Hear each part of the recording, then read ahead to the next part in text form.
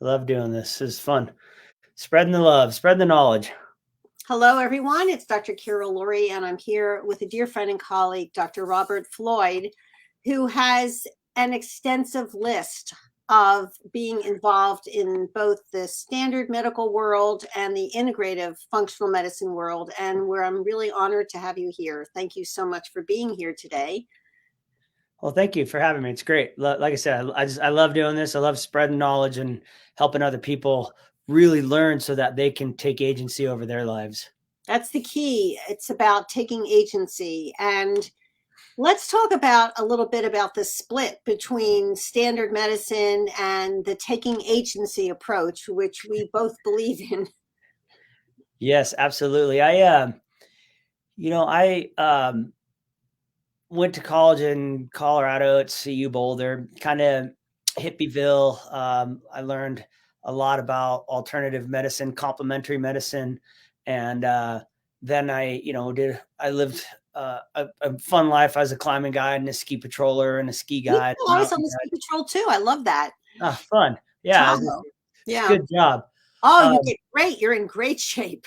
Yeah. Where'd you do that in Tahoe? I was Alpine Meadows and this little resort, Tahoe Donner. It was a long time ago, but I was in you're so strong in order to do that. You have to be a really great skier, and then applying our knowledge of medicine, it was really great. Yeah, it was fun. It's a good combination of outdoors and medicine. Mm-hmm. In fact, actually, I live right below Mount Rose right now, so yeah, it's really nice. But so then after all this fun stuff I did, I went to medical school, and again, having had a background in learning about alternative complementary medicine, herbal medicine, body work, breath work, meditation. Going into Western medicine, after doing it for years and years and years, I realized, like, unfortunately, it's been kind of commandeered by big pharma in a way that, thank God we have antibiotics. Thank God we've got chemotherapy and things like that. But it's just what I noticed, that it kind of takes agency away from the patients. And, it's like they oftentimes make the patients rely on the system, which isn't always the best thing. Thank God, like I said, like if I get hit by a bus, please take me to the closest ER, right? So I've realized through functional medicine and my history that, no one's got your back. You need to take care of yourself. And, so. There's almost no room. Well, within a standard medical visit with a regular medical doctor, there's no room for a conversation or doing or being taught how to do breath work, meditation. They refer you to a nutritionist who, when people come to me saying, well, I saw an oncology nutritionist and I see what they were told, I'm shocked and actually outraged. Eat everything in moderation is not the approach when you have any type of chronic disease, whether it's cancer or autoimmune or colitis or Crohn's. Eat everything in moderation is not doing it. It's not going to cut it. That could literally be the worst advice ever. I've actually had friends who, their wives had cancer. They go down to Stanford, and and my wife used to do clinical research, and you go into these infusion rooms and there's donuts and orange juice and cakes, cookies. Yeah. Right. And so it's like, no joke. And they come along with his candy cart. I accompanied my friend to chemotherapy, and 5 times within a 4-hour infusion was she offered cake, cookies, ice cream, a popsicle, and I was like outraged. It was, are you kidding me? For sure. Standard of care. And the standard of care shouldn't be standard, real. And just like, that's what I say about the standard American diet. The standard American diet shouldn't be standard for anybody. Anybody. Doesn't matter whether you're sick or healthy. It's, if you eat the standard American diet, you will eventually get sick. I agree. And it quadruples the cancer rate. The only people it's good for are the people who own the companies who are putting the food in the box, boxes. That's the only people it's good for the rest of us. I mean, you can see it statistically. One of the interesting things I find is people say to me, well, soy is estrogenic, I shouldn't eat soy. So when you look at the Japanese culture in the 1940s, before it became westernized or Americanized, they had a 3 or 4% breast cancer rate. And then you look statistically as they became more westernized. So soy is not estrogenic. I don't know. Soy got a bad rap because it's been GMO'd and made toxic, but healthy organic soy is not going to contribute to breast cancer. Absolutely. Yeah, 100%. Yes, the standard American diet literally quadruples the cancer rate. So given that you and I have the same perspective on all of this, how is it that we can educate as many people in the public as possible to become like almost radicalized about what you're eating and how you're living? It almost takes that. I think what we have to do is, the statistic that you just said, the standard American diet quadruples your risk of cancer. We have to educate people on this exact thing. The American College of Cardiology just came out with a study last summer stating that 93.2% of all adult Americans are sick, metabolically sick. Meaning they have, 1 or 2 or 3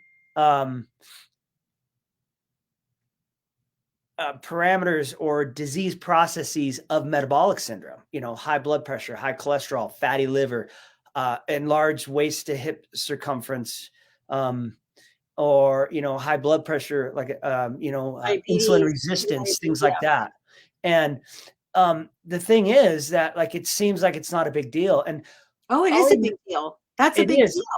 It's a huge, huge deal. And, I actually think that they should change the name of diabetes because it doesn't sound bad enough. Diabetes doesn't sound that bad. When you look at the television commercials, let's look at the messaging that Americans are getting about disease. When you look at the television commercials for diabetes, there's usually a slightly overweight person, a man or a woman. Usually it's a woman with these commercials, but with diabetes, they have both. And they incorporate now African-American people as well as white people. So it doesn't discriminate what your race is. And they're happy and they're exercising, they're hanging out with their grandchildren. They're not sitting there losing their vision and not being able to walk because of neuropathy. Yeah. And when you get diagnosed with diabetes or metabolic syndrome, you have instantaneously a 50% increased mortality rate. And so what does that mean? Say that in English so the people who are listening can understand what that means. If you get diagnosed with diabetes or metabolic syndrome, you've just more than doubled your risk of dying prematurely. Yes. And it's not even about dying prematurely. It's about living with the burden of chronic disease. And this is why I'm doing my program that I have. I am here to empower people to decrease the burden of chronic disease. And I've worked pretty hard on how to figure out how to say that so that people can understand it a little bit. Like, being sick sucks, period. That's all there is to it. Right. And so when you have a chronic disease, you are weighed down. You have a 500-pound elephant on your shoulders all the time. You have to go to doctor's visits. You have to go to, you get pharmaceutical medication. You feel terrible. You're not living the God-given, vibrant lifestyle, healthy lifestyle that you're supposed to live, where you can do what you want. You can go play with your kids, your grandchildren. You can be productive at work. What's that? Travel. Yeah. Travel absolutely. And be able to hike and be able to, do activities like that, not just sit on a boat and eat. Exactly. And so, again, when you get diagnosed with metabolic syndrome or diabetes, you're doubling your risk of premature death. And people don't understand that. No. But it's not just the premature death. But I believe that, for some reason, we've all been kind of hoodwinked to think that, oh, hey, this is just common. This is just how it's going to be. This is how it is for the rest of your life. We're going to give you this medication and then this medication and this medication, and you're going to be great. It's going to be fine. Well, you know what? That's a load of BS. It's not going to be fine. It's going to be terrible. Currently the number one cause for liver transplant in America is non-alcoholic fatty liver disease. I know there was just this summit of the fatty liver docuseries, which I participated in. And, I think that unfortunately it's not a very sexy name, so people don't really get it. But let's talk about what is fatty liver. And, you just don't wake up one morning and have fatty liver. It's like you're living a healthy life and all of a sudden you have fatty liver. No. You actually have to work very hard to get fatty liver. Let's talk about that because people don't get it. Well, one of the main contributors to fatty liver, it's not fat. A lot of people are misled. I've actually heard a friend of mine tell her, she was talking about her friend and said, "Oh, my friend said that the doctor told me I had fatty liver and the doctor told me to stop eating fat." And I was like, "What the? Are you I was kidding me? Oh my God. flabbergasted. That's so not based in science. It's so far from science. And, we have to use science as much as we can. Fatty liver is the number one cause of fatty liver is high fructose corn syrup. And high fructose corn syrup has, we as Americans are eating approximately 60 extra pounds of added sugar a year, of added sugar, not just sugar, but added sugar. And the majority of form of this added sugar is high fructose corn syrup. And the kicker to this high fructose corn syrup is that fructose can only be broken down in your liver. And the way that it breaks down in your liver, there's a whole bunch of biochemical pathways that are way, way, way too complicated to go into right now. But what happens is the way it breaks down is that the high fructose corn syrup goes through these chemical pathways and it actually leads to increased fat in your liver. It also increases uric acid, which then increases high blood pressure because it decreases an enzyme called nitric oxide synthase, which is absolutely critical, paramount and critical to good health because high blood pressure, as we know, is a silent killer. So then also the high fructose corn syrup also goes through another process where it increases the LDL and decreases the HDL. It then increases, gives you a obesity because it's an obesogen. So it's what happens is when we're eating the standard American diet, let's actually reverse this a little bit. What is the standard American diet? It's ultra processed foods, high in carbohydrates, low in fiber, low in nutrition, and high calories. And it's really, it came from after World War II when the food companies had to develop a way to get food across the seas to our troops. And then afterwards, they saw this cash cow. They're like, "Hey, we have all this food, this processed food. We have these ways to make it.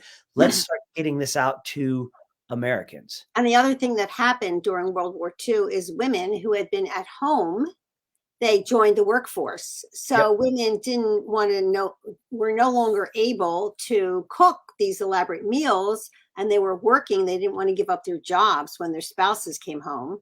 And they wanted to continue to be in the workforce. So the processed food came in and you put in a TV dinner or you took something out of a box and you added something and you had dinner in 20 minutes instead of the woman going out shopping the day before and doing all this elaborate cooking. I mean, it's a sense of liberation and that women no longer are enslaved, and it shouldn't just be women. It's the people in the household, men and women. But the way that it ended up happening is very destructive to our cellular and metabolic health.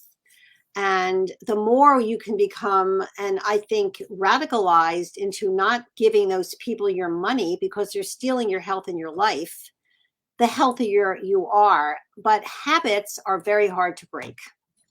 And people get used to, one of the things that I ask when I do my Empowered Against Recurrence webinar to introduce women to this topic is use the chat and please tell me what you ate for breakfast, because that's a big indicator of where women are.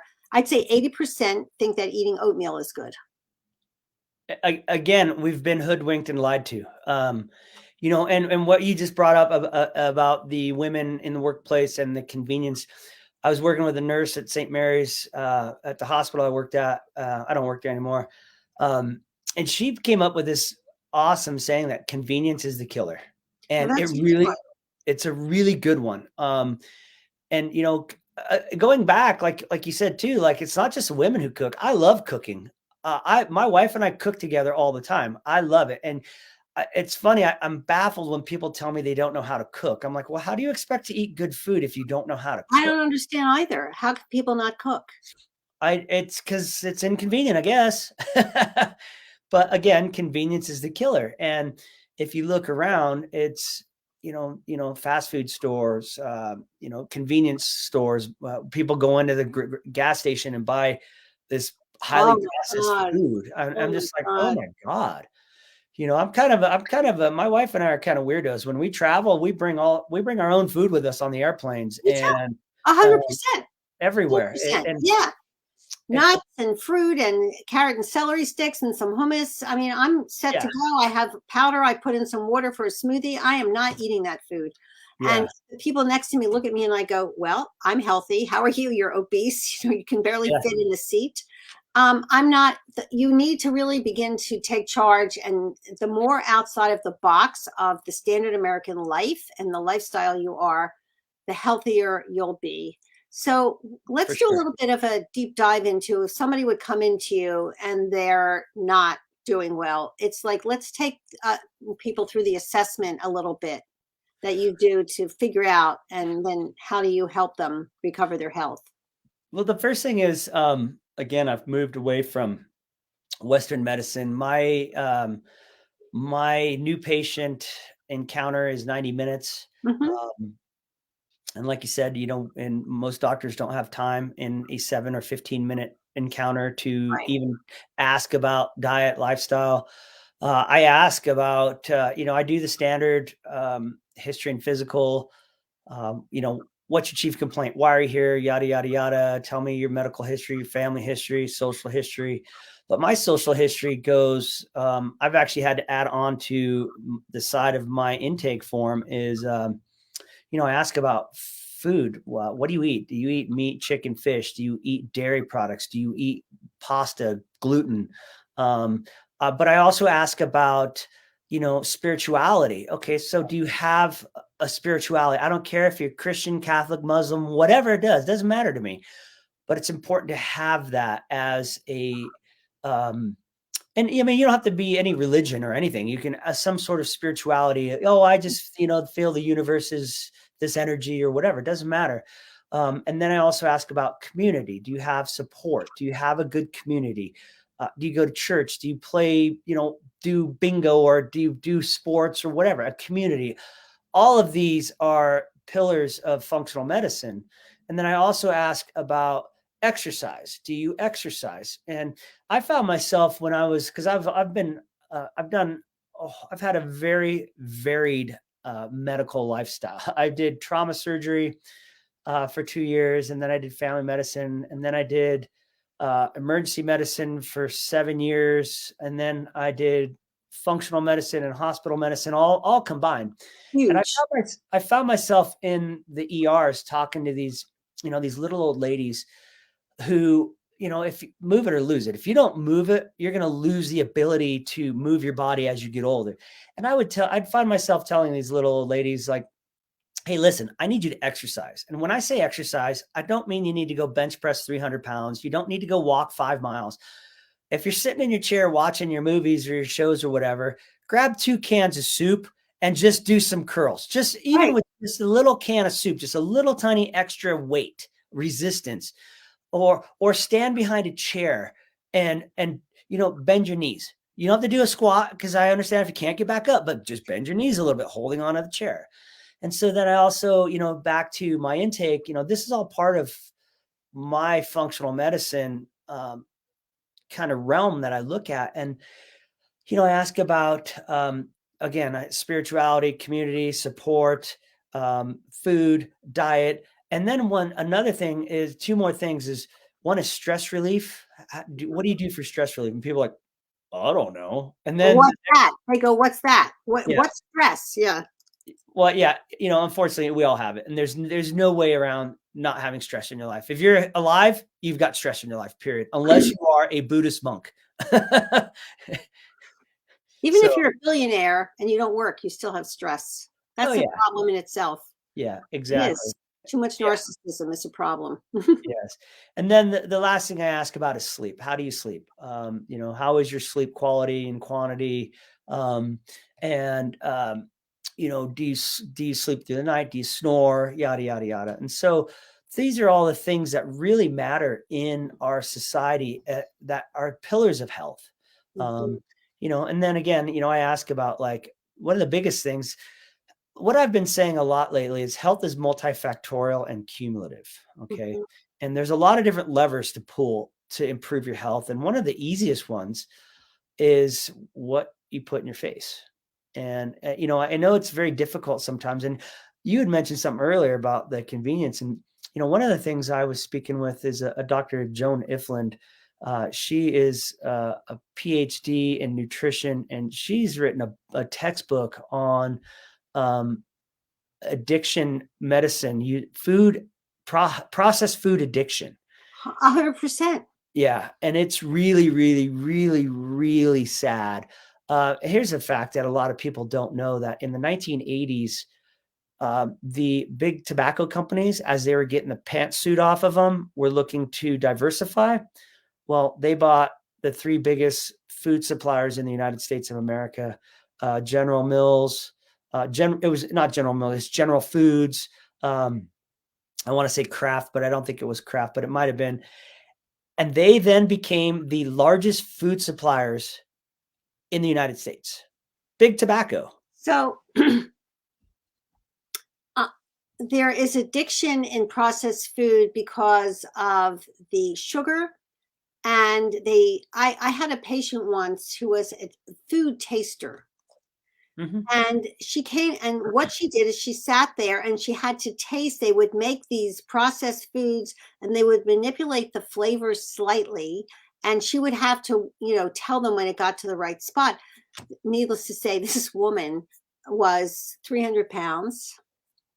She had fatty liver disease. She had metabolic syndrome. And I looked at her and I said, well, I have the solution. It's like one thing you need to do. And she said, well, what is it? I said, you have to quit your job. Yeah. Yeah. And the thing is, these companies spend billions and billions of dollars getting us addicted to food. They, like you said, they talk about, they figured out the biochemistry of food, like how much sugar, fat, sugar, and salt they can put in a food item until it starts to taste bad. And fat, sugar, and salt are all very addictive. They actually tickle the dopamine pathways in our brain, which are the addiction pathways. And when you go back to the other foods in the standard foods in the standard American diet, it's dairy and gluten. And both of those, gluteomorphins and caseomorphins, they both break down into morphine-like substance. They're actually called morphins, which is kind of like morphin. Yeah. And they actually tickle the opioid receptors in our brain, and they are addictive. Dairy is addictive. Bovine dairy is addictive. Yeah. Gluten is addictive. And these companies spend billions and billions of dollars. And real quick, I'll go, because I know we're kind of harping on this, but no, it's okay. What's really interesting is not even just taste.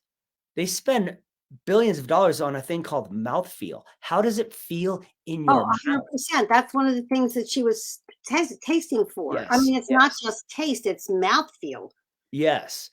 And I mean, there's, like I said, these big tobacco companies bought the big food companies, and they immediately instituted hey, let's get everybody addicted to our products. And, ever since, we have been suffering the consequences. I mean, just look around. Like I said, more than 93% of all American adults are sick. And what's sad is that, you did the Fatty Liver Summit. 15% of all children have non-alcoholic fatty liver disease. And it's worse in Philadelphia, where I'm from. And it's specifically because, especially in the African-American community, young African-American kids in Philadelphia have the highest diabetes rate in the country. Yeah. And it's because there's no like real food place for them to go shopping. Yeah, it's food deserts, right? That's what they call it, the food deserts. And, you know, I mean, we are doing ourselves in. What we are causing. It's not you and I. You and I are we're on the opposite end of the spectrum. I'm very happy to be out of that bell curve. The more out I am, and I tell everyone, the more out you are in every way, the happier you will be. You need to individualize, and divorce so many aspects of the American culture. It's not a joke. Yeah, it's really sad because, you know, America's it's an amazing country. It's the founding fathers, the principles of America are, you know, equality for everyone, freedom, justice. And unfortunately, it's been hijacked by food, by big corporations. And, you know, I tell people a lot, and, you know, I've been called, you know, the salty doc. I've been called cynical. And well, I think the salty doc is a real compliment. I would say thank you so much. It makes me sad. I literally have sometimes come to tears thinking about what we've seen. You know, what I see, these poor people are so sick. They're coming into the hospitals. They're getting their legs and their limbs cut off. They're becoming blind. They're going on dialysis because their kidneys don't work, all in the name of greed and corporate greed. Food, money, food, money. They don't give two craps about you. They don't give two craps about me.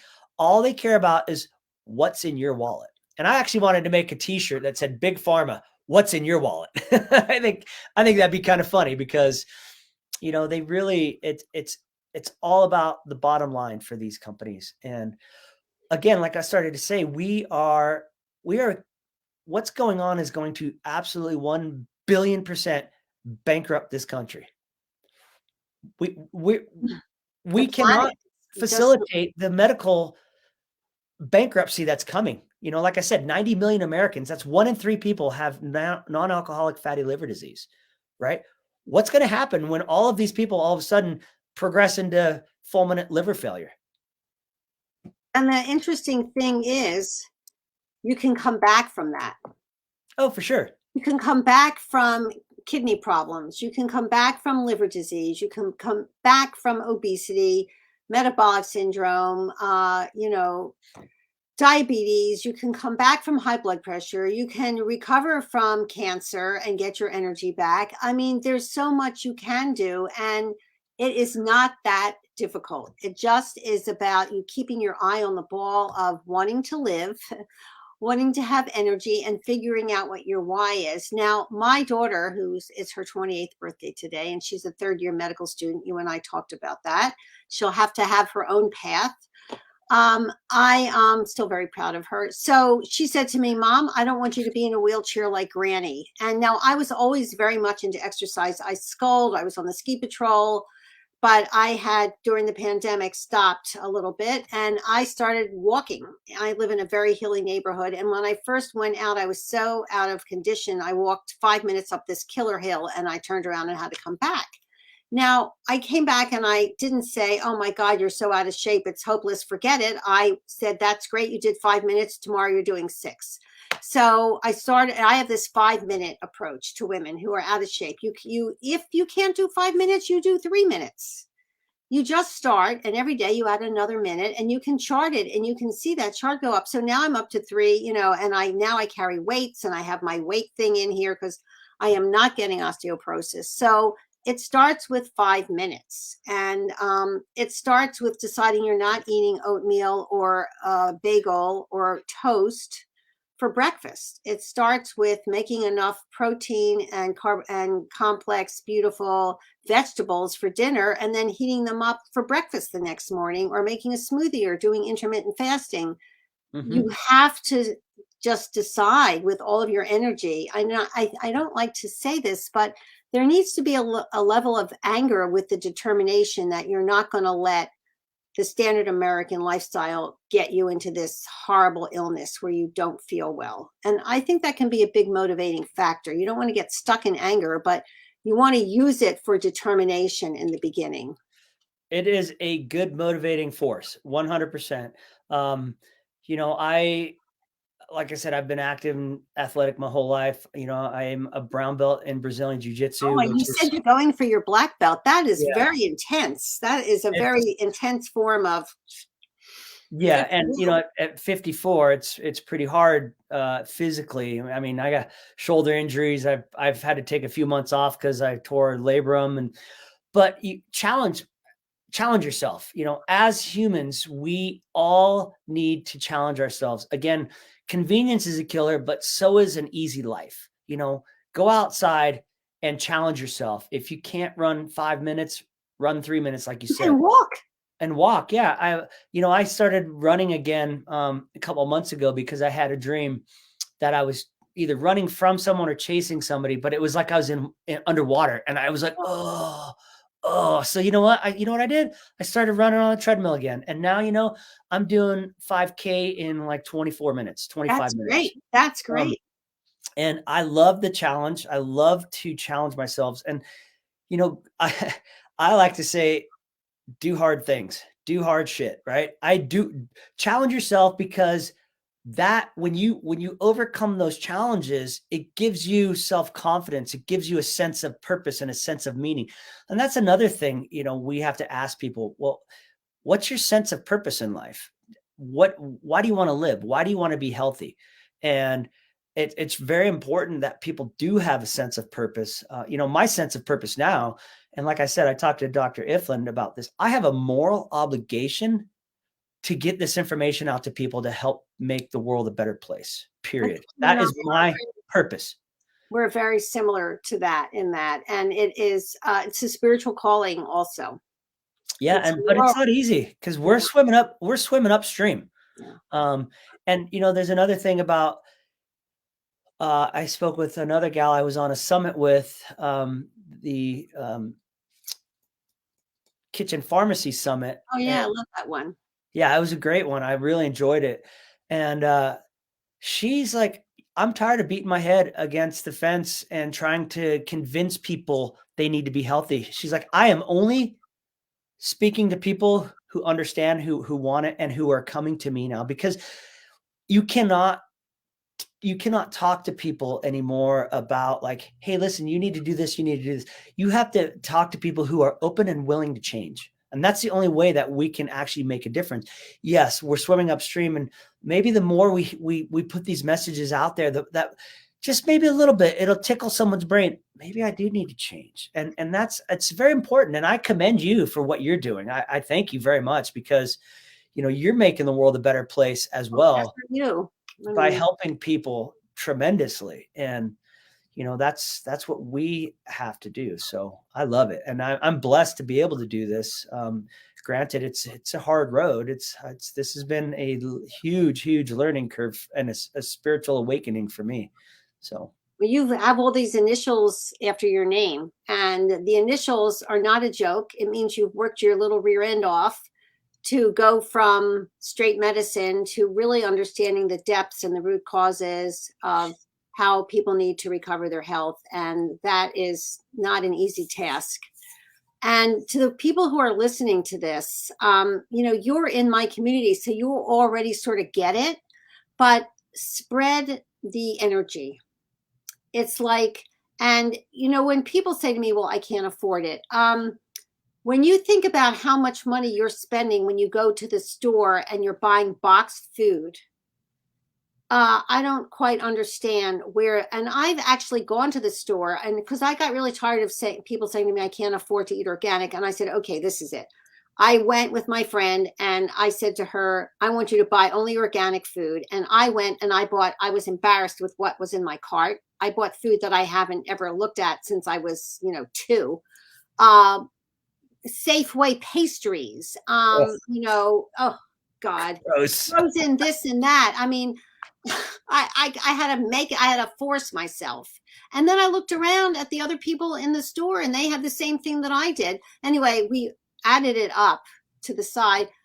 I was spending more money than what my friend bought on this processed food, which I couldn't wait to put back on the shelves because it was disgusting. Please don't think that it's more expensive. It's less expensive in the moment, and you are saving your life because you'll have energy and you're feeding your cells with the phytonutrients, as opposed to like what some people decided that it needed to taste and feel like in your mouth. Yeah, and that's a really, really good point. I've heard a great saying: you either, pay for it at the farmer's market, or you pay for it at the pharmacy later. And I think that's a great saying. The whole like, I can't afford organic. Yeah, that's a crock. That's BS. Vegetables are not expensive. Broccoli, cauliflower, Brussels sprouts, spinach, yada yada. I mean, you name it.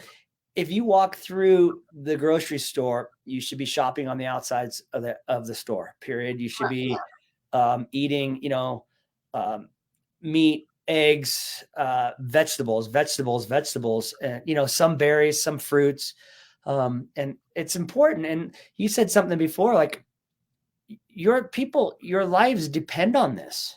Your life literally depends on this, and this is not a joke. I'm not saying this tongue in cheek. Your life depends on your choices. Again, it's multifactorial and cumulative. But again, hey, if you eat, disgustingly, that Safeway pastry, you eat that twice a month, not going to kill you. But if you make it a habit to have it every day, twice a month is too much. Oh yeah, but again, we have to meet people where they're at, though, right? Oh yeah, I had somebody say that to me. I was presenting at the Society for Integrative Oncology, and a doctor and somebody said to me, and I was talking about organic, and one of the physicians said, well, what about cost? Why can't they get broccoli? That's, regular broccoli. And I said, well, when you spray regular broccoli, you're killing the sulforaphane. And actually that's true. And then you're giving them chemicals. And another doctor said, well, I think we need to meet people where they're at. And I said, actually, I think it's our job to encourage people to do better, because Amen. And I was not a favorite person at that conversation, because I was standing up to this very powerful doctor. But it's like, it's our job to encourage people to do better. Why would somebody knowingly eat a fruit or a vegetable that had been sprayed and has chemicals on it? I agree. It's like, do you want to go out to, to where this chemical is stored and just put some in your mouth? Of course not.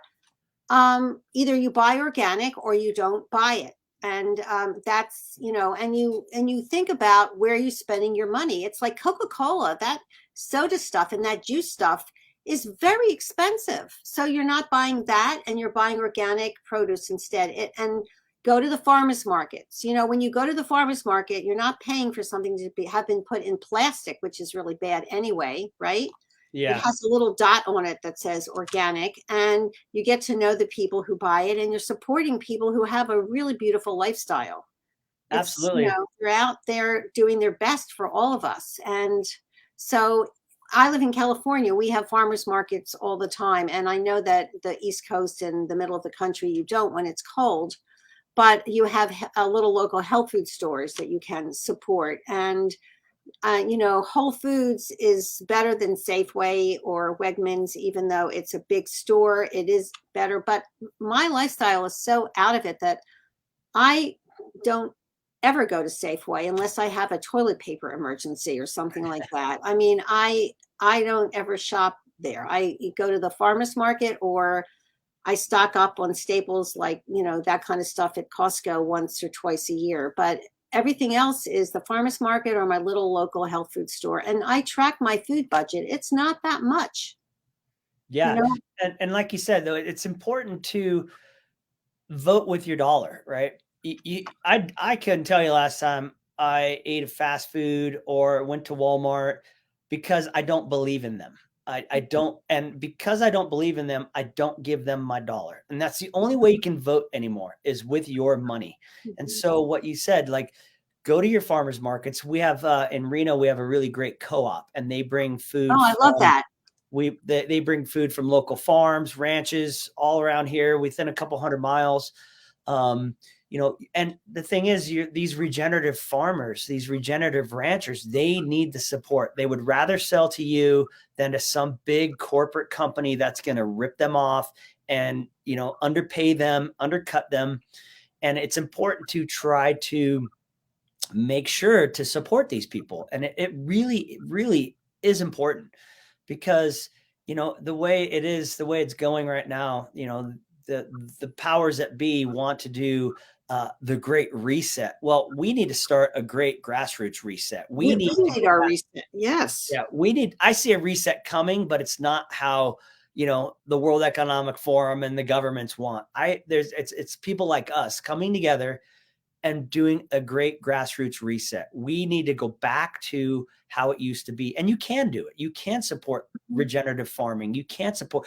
My wife and I, we have our own chickens. We raise sheep, and we do meat chickens in the summertime. And we do what we preach, what I preach. I couldn't tell you the last time, like I said, I went to a fast food restaurant. I refuse to do it. I just can't. I think, when my daughter was about 5 and we were coming back we stopped at a Taco Bell, and I took a bite and I went, I can't eat this. I'm sorry. It's disgusting. And it's like, it baffles me what passes as food in this country. So do you grow sheep for meat, or do you do sheep milk, yogurt? No, just meat. Meat. It's all meat. Yeah, we have. You harvest the wool and you knit with it. We don't have wool. We have hair sheep. And we have hair sheep. Yeah, and so it's and it's actually tastes some people. I'm not a big fan of wool sheep flavor. It has like a kind of a lanolin. It does. It has a very specific flavor. But I'm a knitter, so I love the yarn. So. Nice. Yeah. Our sheep are hair sheep, and they don't have that flavor at all. And they're American Barbados black belly.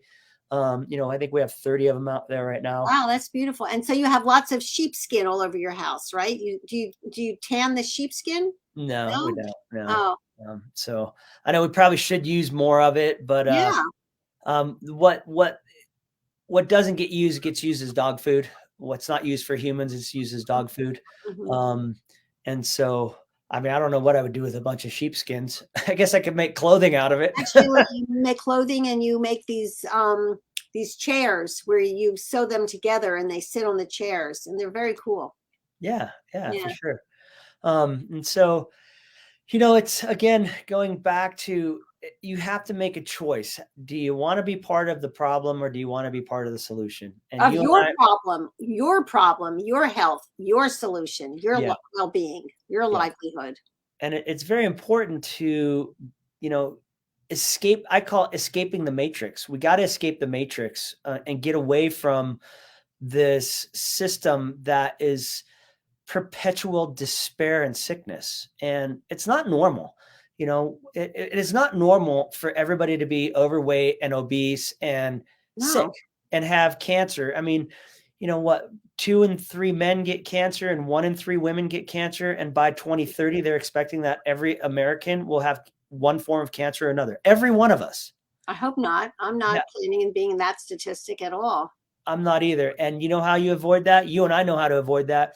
Change your food, meditate, do breath work, escape the matrix, get away from the BS that society has actually normalized. That's true.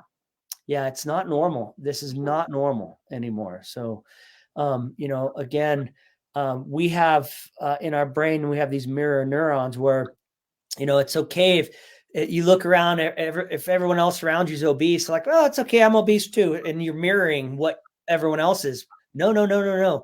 If you want to change, you need to find a new set of friends. Like it's the same thing with like alcoholism. If you're an alcoholic and you want to stop drinking, you don't go to the bar and hang out with the 5 guys that keep drinking. You need to make a new set of friends. You need to find a group of friends that are into eating well and exercising and care about, the environment and so on and so forth. And it's not as hard as some people would think, but it's also not that easy. But again, everything worth achieving is hard work and challenge, and it can be fun. It depends on your perspective. It's a new thing. That old same rut gets to be really unhealthy and boring, and we all need to spice it up. And there's no age limit. You know, people say, well, I'm 70 and I'm too old. It's like, oh yeah, I mean, I'm old and I don't think of myself as old. Somebody said to me lately, well, aren't you too old to do that? And I went, I never thought about it for a second. I mean, it's like, actually my brother said that to me, are you too old? And I went, no. I don't think about myself as being old. I'm going to do what I want to do, and hopefully I'll have a really nice day, and then that'll be the end of it. But I'm not going to say, well, I'm too old to do this. So, Robert, how do people reach you? They can look at me on Instagram and Facebook. I'm actually I'm rebranding. You have a website? Yeah, it's empowermentmd.com. That's great. And same thing on Facebook and Instagram, Empowerment MD. You know, I wanted to circle back real quick to something that you said a minute ago about you can reverse these diseases. You can reverse diabetes. You can reverse autoimmune disease. You can reverse chronic kidney disease. And this is something that the majority of doctors never tell a patient. You can reverse high blood pressure. You can reverse these chronic diseases. And, you know, it's easy for me to sit here and be like, kind of like salty and angry and cynical and be like, oh, this is such BS, blah, blah, blah. I want to give people hope. Instead of just being this angry, salty guy. I don't feel, first of all, I don't feel like you're angry, and I don't feel like I like salty because you have salty hair, but I don't know where this thing is coming across. I think you're very passionate, and you're really clear, and you're really experienced, and you have a lot of physiological, metabolic, and spiritual knowledge. And I don't feel like that is inappropriate in any way. So well, thank you. But you know, I really just want to give people hope. That's the biggest thing, is like, I want to give people hope. If you're sick, if you're suffering from some metabolic disease right now, all you have to do is pull a couple different levers and you can get rid of it. And that's the thing that, like, I'm surprised that doctors don't tell other patients, like, hey, you know, you can reverse this disease. You don't have to be on these medications for the rest of your life. So anyway. When my mom was older and she was getting to the point where she was passing, I had to take her to the ER rarely, but she had a stroke and I wanted to get her checked out. And they said to me, so what medication is she on? And they're getting ready to list. And I said, a Synthroid, you know, 0.81 micro. And they go, what else? And I went, nothing. And they looked at me like, how is this 91-year-old woman only on 81 micro? I said, I don't know. I feed her food. She drinks juice. She takes a few supplements, and look at her. She's great. She's just 91. She's going to die of old age. Yep. So, I mean, you know, and they wanted to do a TPA. And I said, no, I think that we're going to leave. Thank you very much. I mean, I wouldn't, you know, I know, thank you for evaluating that this is what happened, and now we're going to go home. You know, it's yeah. You know, it's funny that you mentioned that, because I've noticed that because I still work in hospitals, and I've noticed something weird, that people in their 80s and 90s oftentimes are on like only 1 or 2 medications, whereas people in their 40s, 50s, and 60s are on 7, 8, 10, 12 medications at a time. And it's just like, wow. I mean, and I'm trying to figure out why. Is it because, you know, they had a good 30 years without all this processed garbage, standard American diet, and blah, blah, blah. But that was an interesting observation that I saw one day. And I kind of like, I've said it to a few other people, and they're like, wow, you're right. Actually, yeah.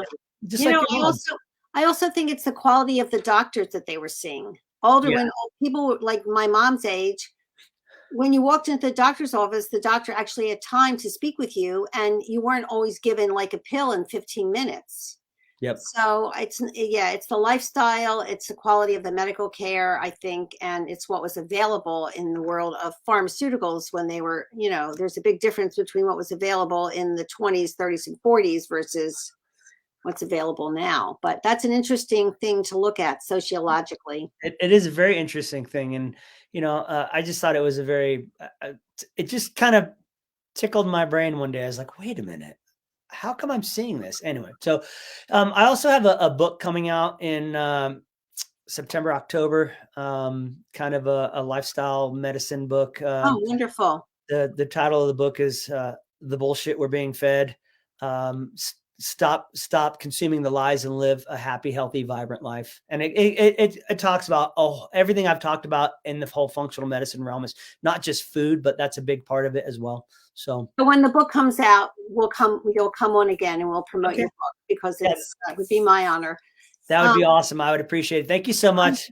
Thank you for being here, Dr. Floyd. It's really wonderful to have you. And ladies, it's Carol Lourie. We're signing off for now. This has been one of the most powerful conversations we've had, and I hope you're all as inspired as I am, and you really take some action on your behalf and reach out to Dr. Floyd. I put there how to reach him. You can always reach out to me here and at my website, and my email, support@thepathofbreastcancer.com. Have a lovely day, and there'll be more later. Bye for now.